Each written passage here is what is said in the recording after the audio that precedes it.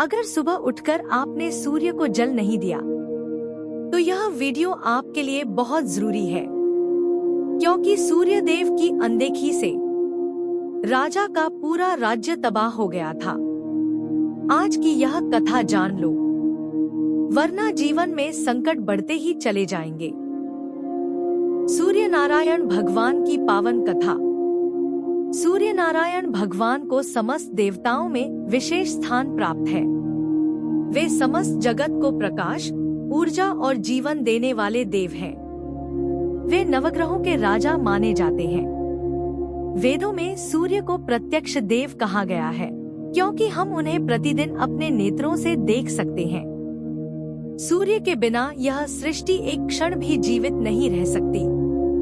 प्राचीन काल में इक्ष्वाकु वंश के एक प्रतापी राजा हुआ करते थे, जिनका नाम था राजा यज्ञवर्मा। वे अत्यंत धर्मपरायण, सत्यनिष्ठ और प्रजा का पालन करने वाले थे। किंतु उनके राज्य में लगातार अकाल, रोग और दुख फैलने लगे। वर्षा नहीं हो रही थी, फसलें नष्ट हो रही थी और लोग बीमार रहने लगे थे।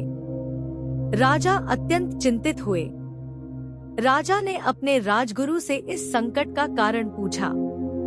राजगुरु ने ध्यान लगाकर बताया कि सूर्य नारायण भगवान के अपमान और उपेक्षा के कारण यह संकट आया है।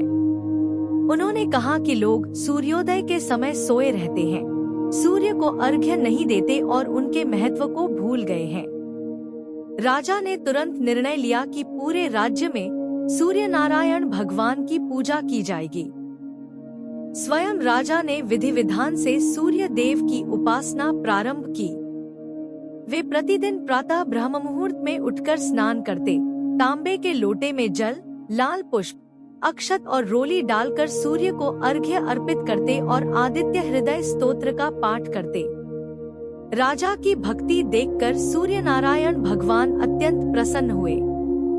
एक दिन उन्होंने राजा को स्वप्न में दर्शन दिए और कहा, हे राजन, जो मनुष्य श्रद्धा और नियम से मेरी पूजा करता है, मैं उसके जीवन से रोग, शोक और दरिद्रता दूर कर देता हूँ।